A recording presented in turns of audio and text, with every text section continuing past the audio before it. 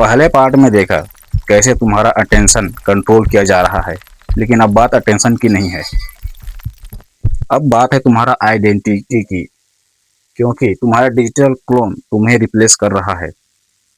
तुमने सोचा कि कहानी यही खत्म हो गई, कि तुम्हारा दिमाग हैक हो चुका है, कि तुम बस थोड़ा ज्यादा स्क्रॉल कर रहे, क्योंकि असली सच्चाई इससे ज्यादा गहरी है। क्योंकि ये सिर्फ कंट्रोल की बात नहीं है, रिप्लेसमेंट की बात है। धीरे धीरे, बिना आवाज के, तुम्हारी जगह कोई और ले रहा है। एक ऐसा विसर्जन जो तुम जैसे दिखता है, तुम जैसा सोचता है, लेकिन तुम वो नहीं हो। वो है डिजिटल क्लोन। ये क्लोन कब बना? जब तुमने पहली बार फोन उठाया था, जब तुमने पहला सर्च किया, जब तुमने पहले कभी वीडियो पर रुके, तभी तुम्हारा डाटा बनना शुरू हो गया था। तो डाटा यही खत्म नहीं होता, सिर्फ नंबर नहीं होता, तुम्हारी आदतों का नक्शा होता है। तुम कब उठते हो, तुम कब सोते हो, किस समय सबसे ज्यादा कमजोर होते हो, किस चीज पर हंसते हो, किस बात पर डरते हो, और किस बात पर गुस्सा होते हो, और किस बात पर अटैक करते हो। सब कुछ धीरे धीरे कलेक्ट हुआ, और फिर उस डाटा को जोड़कर तुम्हारा एक पैटर्न बना। एक ऐसा पैटर्न जो तुमसे भी ज्यादा साफ है, क्योंकि क्योंकि तुम खुद को कंफ्यूज कर सकते हो, लेकिन डाटा कभी झूठ नहीं बोलता।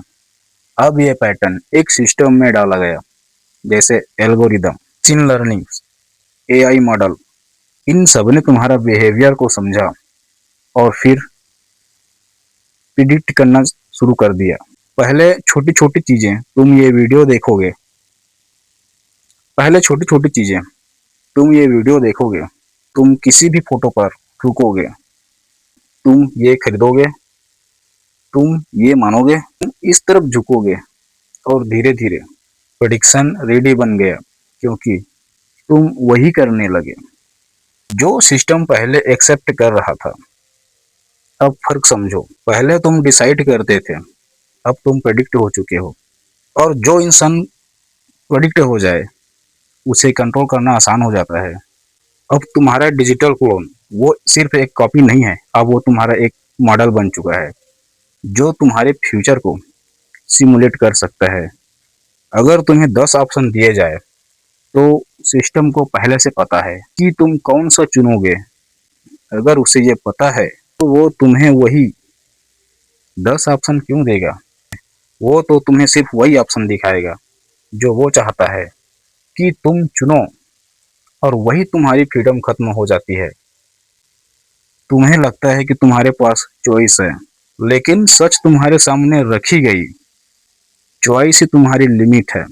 एक और लेबल, तुम सोचते हो कि ये सब फोन तक सीमित है, लेकिन नहीं, तुम्हारा डिजिटल क्लोन अब हर जगह है।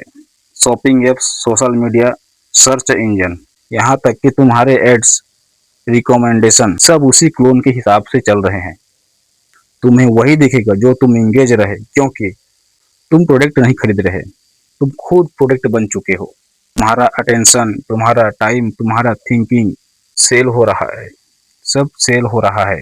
अब सबसे खतरनाक बात यह है कि तुमसे ज्यादा तुम्हारा क्लोन एक्टिव है। तुम एक दिन में 24 घंटे जीते हो, लेकिन वो 24/7 डाटा जनरेट करता है। तुम कभी कभी सोचते हो, लेकिन वो हर सेकंड एनालाइज करता है। इसलिए वो तुमसे ज्यादा तेज है, और तुम धीरे धीरे उसके पीछे चलने लगते हो। तुम सोचते हो, मुझे ये पसंद है, लेकिन असल में ऐसा बनाया गया है।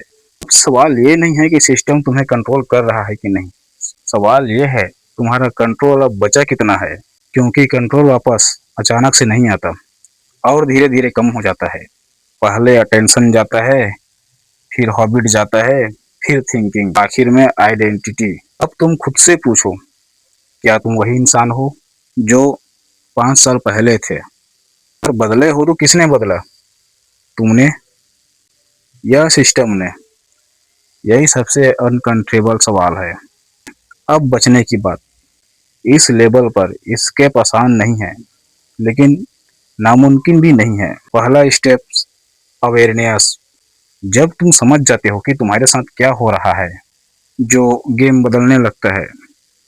और दूसरा स्टेप्स, हर चीज पर जल्दी से रिएक्ट मत करो, थोड़ा सोच, मैं ये क्यों देख रहा हूँ, मैं ये क्यों मान रहा हूँ। तीसरा स्टेप्स, कंट्रोल वापस लेना अपने टाइम का, अपने अटेंशन का, क्योंकि जहाँ अटेंशन जाता है वही कंट्रोल जाता है, और जहाँ कंट्रोल जाता है वही तुम्हारी जिंदगी सेफ हो जाती है।